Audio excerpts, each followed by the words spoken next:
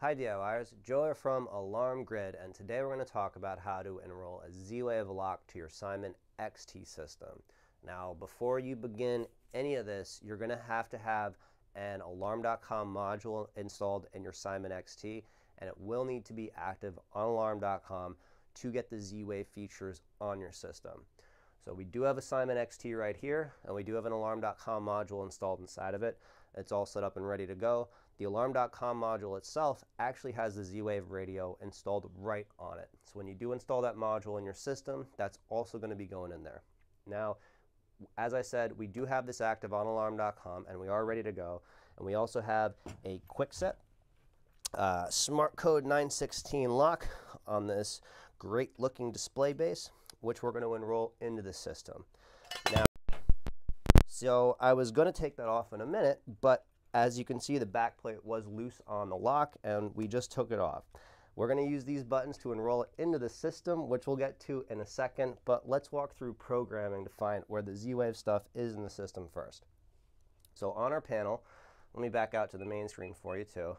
So now we're on the main screen.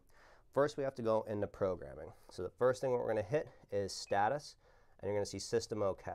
Now, if we press the down arrow and we keep going down, we're going to get to a menu that says System Programming. When you see this, click OK. Now we have everything defaulted on the system, so we're going to enter the 4321 default installer code, 4, 3, up. And as you can see, if you don't enter the code quick enough, it's going to back you out to the main menu. So you do have to kind of enter it when you do see the prompt. So let's try again. You can just press down, down, down. We're going to do System Programming, OK. 4, 3, 2, 1. OK, and now we're in System Programming. So what we have to do is we have to go down until we see the Interactive Services menu.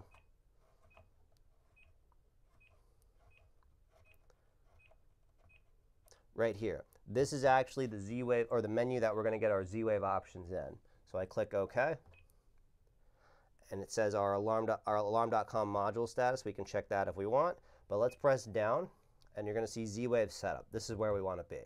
So we're going to click OK, and as you can see, there are no Z-Wave devices currently programmed into the system. If we press down, we have our enroll, or our add, and our remove. Now, with any Z-Wave device, you want to remove it or unenroll it from the system before enrolling it. What this is going to do is have the system communicate with the device and clear any programming that's in the Z-Wave module. It's a good thing to do before enrolling it in, because if there's anything that's in the actual module and you try to enroll it in, you may get some weird operation and it could be frustrating. So let's remove it first, and then we're going to enroll it. Now, just to show you what this backplate looks like, hopefully you don't also drop it on the table that you're working on. It slips right on the back of the lock, and there's 2 screws in the side of it that you take out, and then the back plate slips right off. Now, behind the back plate, you have your program button and your A and B button. The A button is what we're actually going to use to program it into the system, and to remove it from the system too. So we have our Remove Z-Wave device on our system. So let's click OK to start the feature, or the function. And it says press button on device to remove. So now it's asking us to hit the function button on our Z-Wave device. So if I click the A button,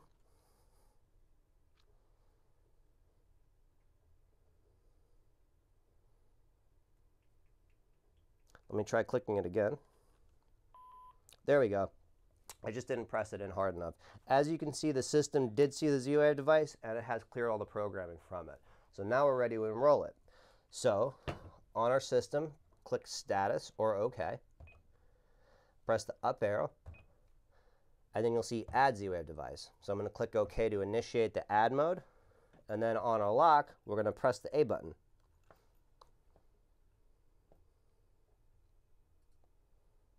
It says that it's in progress, and now it's learned into the system.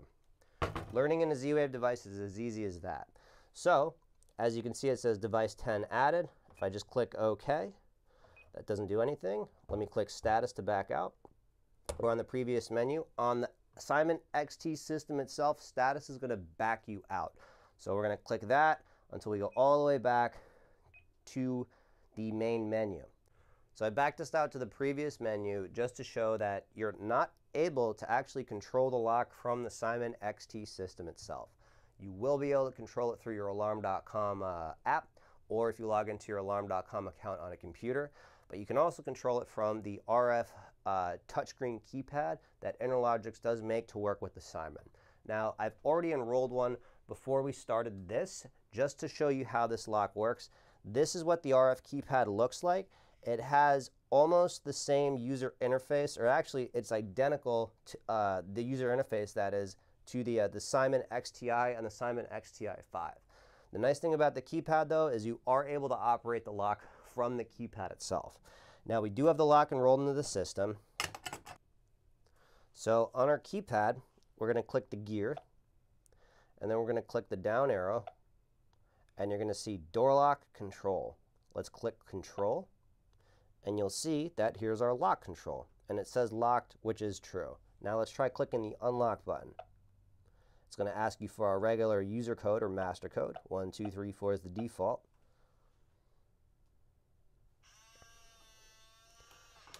And it works. So as you can see, you certainly can use a Z-Wave lock that's connected to your alarm.com activated Simon XT. It's just that to be able to control it, you're going to need a touchscreen keypad, or you're going to have to use your phone, tablet, or computer through alarm.com to actually interact with the lock. There is one thing that I want to mention though about Z-Wave locks and the Simon XT. Now, each Z-Wave lock is different, so this isn't going to be this isn't going to be 100% true for all of them, but it is going to be somewhat similar. On the quick set, that is, you can actually factory default it, and you can install it without any user codes. When you do enroll a Z-Wave lock to your alarm.com activated system, you are able to push down the lock codes from alarm.com. Now, if you have codes in the lock already, and they're filling up user slots that the alarm.com service is also going to occupy, it can get kind of messy, and you can run into some problems if the codes aren't cleared out or if the codes try to sync up. What I did personally is I factory defaulted this lock before enrolling it in, and then I went on alarm.com and I had the user code for my user on the Simon XT system push down from alarm.com, go through the system, and then update on the lock. This lock supports that. I would check your lock manufacturer to make sure that it does work like that, or see the method that it does actually function in. But just know that if you do have a Z-Wave lock and you are enrolling it to your alarm.com system, and there's a whole bunch of codes in the lock, you may need to clear those codes out first for it to work properly with your alarm.com system. So now that we've tested and used the lock, let me show you how to factory reset it, just in case you want to bring it back to its default settings before you do any installation with it. It's not too hard to do, you just have to do a few steps to complete the process. So we have a quick set lock. What you're going to have to do to factory default it is take the front cover off, and then you're going to have to remove the battery pack, which is this guy right here, slides up and out. Now you're going to have to hold down the program button and then reinsert the battery pack. And we're going to have to keep this pressed down for 30 seconds. What's going to happen is the lock's going to beep, and the status LED right here on the front is going to start flashing red, knowing that we've completed this step correctly. There's the red beep, so now we're going to let go, and then I'm going to press the program button one more time, and the LED is going to flash green and red several times. There it goes, and after a few seconds, the lock is actually going to do its handing process, which is where it finds out which side the opening for the actual throw is. It's figuring out which way to go. And there you go. Now our lock is fully factory defaulted and ready to be programmed again. If you do have any questions about this, how to set it up, anything about Z-Wave, Simon systems in general, feel free to give us a call. 888-818-7728 is our number. Feel free to head over to our website, www.alarmgrid.com, or send us an email to support@alarmgrid.com. If you did enjoy the video, feel free to subscribe, and if you want to be notified about future videos, hit the notification button below, and we'll send you an update when we do so. Have a great day, and thanks for watching.